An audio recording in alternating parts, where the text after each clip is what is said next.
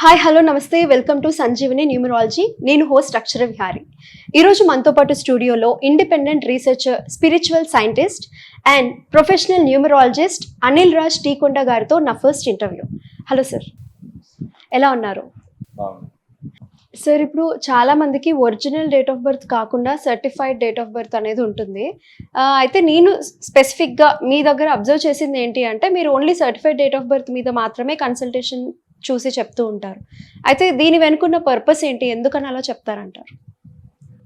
అంటే నేను స్పెసిఫిక్లీ ఇప్పుడు నేను మీకు ఆల్రెడీ చెప్పాను, నేను న్యూమరాలజీ నేర్చుకున్నాక ఏదైతే స్టడీ చేశానో దాంట్లో ఏం తెలిసిందంటే, మీకు ఒక యాక్చువల్ డేట్ ఆఫ్ బర్త్ ఉన్నా, so called original date of birth అనేది చాలా మంది ఏం అప్రోచ్ అవుతారంటే, సార్ ఈ పర్టికులర్ డేట్ ఆఫ్ బర్త్ అనేది మా పెద్దవాళ్ళు లేకపోతే స్కూళ్ళను వాళ్ళు రాసేసిరు సార్, మొన్న రీసెంట్లీ నేను నా పాత డాక్యుమెంట్స్ ఏదో వెతుకుతుంటే నా ఒరిజినల్ డేట్ ఆఫ్ బర్త్ దొరికింది, లేదా నాకు ఫస్ట్ నా ఒరిజినల్ డేట్ ఆఫ్ బర్త్ తెలుసు కానీ అది మా మమ్మీ తర్వాత చెప్పింది, ఇప్పుడు స్కూల్ పర్పస్ కోసం మేము కొత్త డేట్ ఆఫ్ బర్త్ వాడినామని.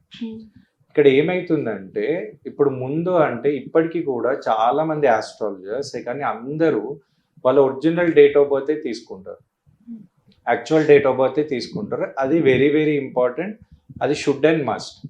కానీ ఎప్పుడైతే నేను న్యూమరాలజీకి వచ్చి చూసినాక నేను గమనించింది ఏంటంటే, ఇప్పుడు మీరు ఏదైతే డేట్ ఆఫ్ బర్త్ రాస్తున్నారో, ఏదైతే డేట్ ఆఫ్ బర్త్ మీరు ఏంటంటే సర్టిఫికెట్స్ మీద రాస్తున్నారో, దాని ఇంప్రెషన్ అనేది మీ ఒరిజినల్ దానికంటే ఎక్కువ వస్తుంది. ఎందుకంటే మీరు ఎక్కడ పోయినా, ఇప్పుడు చాలామంది ఇంటర్వ్యూస్కి వెళ్తున్నారు, చాలా మంది ఇప్పుడు ఆధార్ కార్డ్ పాన్ కార్డ్లో ఇదే డేట్ ఆఫ్ బర్త్ రాయడం వల్ల ఈచ్ అండ్ ఎవ్రీ టైం ఈ డేట్ ఆఫ్ బర్త్ రాయడం వల్ల ఈ డేట్ ఆఫ్ బర్త్ అనేది మిమ్మల్ని ఇన్ఫ్లుయెన్స్ చేయడం స్టార్ట్ అయింది. ఓకేనా?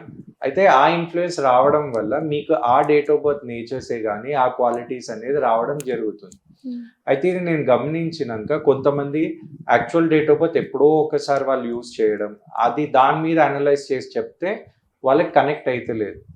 కానీ ఈ డేట్ ఆఫ్ బర్త్ అని చెప్తే వాళ్ళకి కనెక్ట్ అవుతుంది. ఎందుకంటే వాళ్ళు ఎక్కడ పోయినా వాల్యూడ్ డాక్యుమెంట్స్ ఈ డేట్ ఆఫ్ బర్త్ ఉంటుంది. అయితే చాలా మంది ఏం చెప్తారంటే, మళ్ళీ ఈ డేట్ ఆఫ్ బర్త్ మీరు ఇలా చెప్తున్నారు, రేపు నేను మళ్ళీ ఇంకొక డేట్ ఆఫ్ బర్త్ యూజ్ చేస్తా. ఎగ్జాంపుల్, ఇప్పుడు మీ actual date of birth 6th ఉంది అనుకుందాం, 6th నవంబర్, వాళ్ళు ఎందుకో ఏమో 1st జనవరి అని రాశారు. అయితే 1st జనవరి మీరు రిపీట్ చేయడం వల్ల మీకు క్వాలిటీస్ అనేది 1st జనవరి ఆ ఇయర్ క్యాల్కులేట్ చేసి వచ్చేదాన్ని ఇన్ఫ్లుయెన్స్ అనేది ఉంటుంది.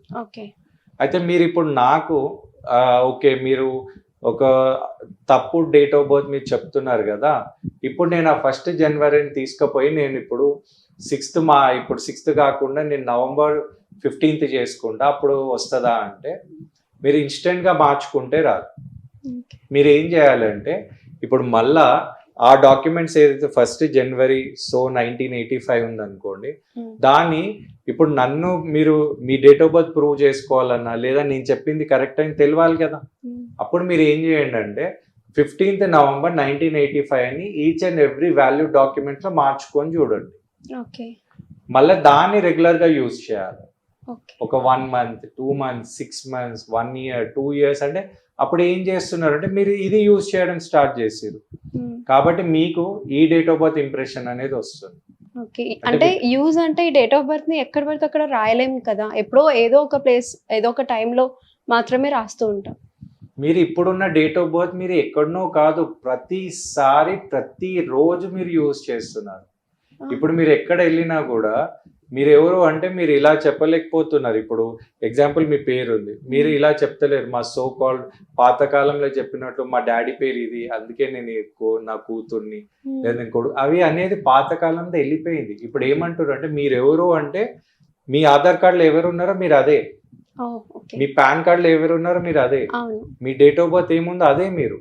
అయితే మీరు ఎక్కడ వెళ్ళినా కూడా, మీరు ఎక్కడన్నా లాగిన్ కావాలన్నా లేదా మీరు బయట వెళ్ళినా మీ ఐడి ప్రూఫే కానీ అన్ని మీ Aadhaar card PAN card documents passport ఏది ఉన్నా కూడా మీరు రీప్రజెంట్ చేసేది ఆ డేట్ ఆఫ్ బర్త్.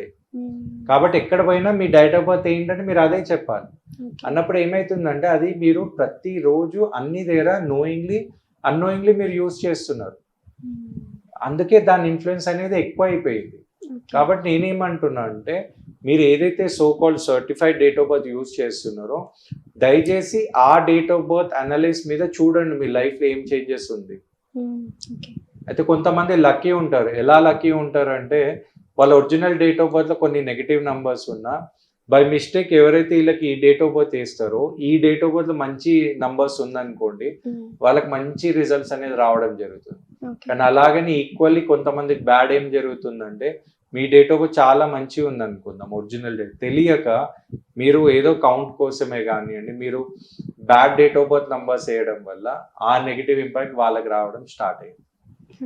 అందుకే మీరు ఫ్యూచర్లో ఎప్పుడైనా ఒక డేట్ ఆఫ్ బర్త్ కన్సల్ట్ చేయాలి, ఇప్పుడు డేట్ ఆఫ్ బర్త్ వేయాలనుకున్నా దయచేసి ఒక మంచి date of birth, let it be certified date of birth, ఒక మంచి డేట్ ఆఫ్ బర్త్ అనేది యూజ్ చేస్తే దాని వైబ్రేషన్స్ అనేది మేము, ఎందుకంటే మీరు సైంటిఫికల్గా గమనించిన ఒక లైన్ ఉంది, for every action there is equal and opposite reaction, there is a resonance. కాబట్టి ఆ ఇన్ఫ్లుయెన్స్ అనేది న్యూమరాలజీలో కూడా వర్తిస్తుంది. కాబట్టి ఒక మంచి date of birth, certified date of birth తీసుకున్నా కూడా ఒక మంచి డేట్ ఆఫ్ బర్త్ యూజ్ చేస్తేనే మీకు తప్పకుండా మంచి రిజల్ట్స్ ఉంటుంది. అందుకే నేను ఈ స్టడీ చేసి అనలైజ్ చేసినాకనే నేను వేరే వాళ్ళకు కూడా ఆ డేట్ ఆఫ్ బర్త్ మీద చెప్పినాకనే వాళ్ళకి కనెక్ట్ అవుతుందా లేదా చూసినాక మనం నేమ్ అనేది అడ్జస్ట్ చేయడం జరుగుతుంది.